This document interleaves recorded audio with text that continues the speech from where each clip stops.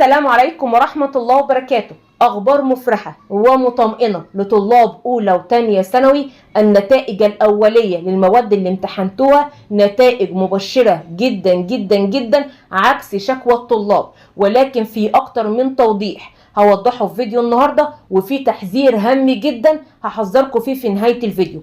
رقم 1، التصحيح يتم بشكل يومي، ودي تعليمات وزير التربية والتعليم. رقم 2، هيتم مراجعة التصحيح مرة أخرى لعل وعسى يتم رفع الطلاب عن طريق الأسئلة المقالية أو يكون في خطأ في التصحيح. رقم 3، هيتم إضافة درجات أعمال السنة، سواء أنت حضرت امتحان شهر فبراير فقط أو امتحان شهر فبراير وشهر مارس، هيتم اختيار الدرجة الأعلى. وعلى أرض الواقع اغلب الطلاب واخده الدرجه النهائيه، ولكن الطلاب اللي ما حضرتش لا امتحان شهر فبراير ولا امتحان شهر مارس، يؤسفنا اقول لحضراتكم احنا حذرنا كتير جدا وقلنا ليك درجات ولكن انت اهملتها. هيتم خصم درجات اعمال السنه اللي هي امتحان شهر فبراير وشهر مارس، مش هتنضاف لحضرتك. ثم بعد كده هيتم تجميع درجات كل مادة على حدة، وبعد كده هيتم تجميع المجموع الكلي. تحذير هام جدا من فضل حضراتكم، الأيام القادمة مستمرين في الامتحانات، محدش يسيب السؤال المقالي بدون إجابة. ومفيش أي طالب لما يجي يجاوب على السؤال المقالي لا يكتب أغنية ولا يكتب آية قرآنية ولا يكتب أمثال شعبية. للأسف الشديد أنت بتخسر نفسك ببساطة شديدة جدا. لو ما انتش عارف تجاوب على السؤال المقالي وما انتش عارف ايه هو المطلوب، اكتب معلومات يكون متعلقة بالمادة اللي انت بتمتحن فيها. يعني مثلا بفرض المفروض لو عندك سؤال مقالي في مادة الجغرافيا وجالك سؤال صعب جدا انت مش عارف تجاوبه، من فضل حضرتك اكتب معلومات اقرب الى حد ما من المادة اللي انت درستها، مادة الجغرافيا.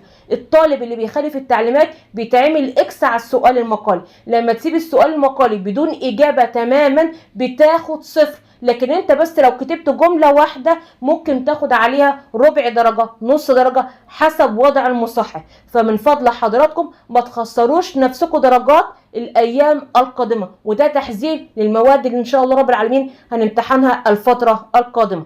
الطلاب اللي بتسأل على تجميع الدرجات هسيب لحضراتكم فيديو في التعليق المثبت مرة اخرى، ولكن حبيت اطمنكم، حبيت ابشركم، حبيت اقول لكم احنا لسه مستمرين في الامتحانات.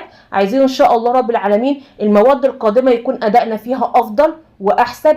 ابدأ راجع من الملخصات، حل كتير، ركزوا كويس جدا على كتاب الامتحان. من فضل حضراتكم ركزوا عليه كويس جدا جدا جدا. سيبكم من جروبات التسريب، لان الموضوع ده حتى الان بيتم التحقيق فيه في وزارة التربية والتعليم، مش هنقدر نعلق عليه ابدا الا ان شاء الله رب العالمين الايام القادمة هنتكلم عليه، وهنتكلم عن الاخطاء اللي كانت في امتحانات اولى وثانيه ثانوي والاسئلة المتكررة. هنوضح طريقة توزيع درجاتها مرة اخرى هتكون ازاي. بالتوفيق لجميع طلاب الكرام على قناة الأخصائية شيماء هيكل. أتمنى لكم التوفيق الأيام القادمة، أتمنى لكم النجاح الدائم إن شاء الله رب العالمين. إن شاء الله نبشركم بنتيجة مبشرة، ويكون كل طالب معانا متابع معانا على القناة، منقول من أولى ثانوي إلى تانية ثانوي ومن تانية ثانوي إلى تالتة ثانوي. بالتوفيق لجميع طلاب أولى وتانية ثانوي. ما تنسوش تعملوا لايك للفيديو، تشتركوا في القناة، وكمان تشيروا الفيديو.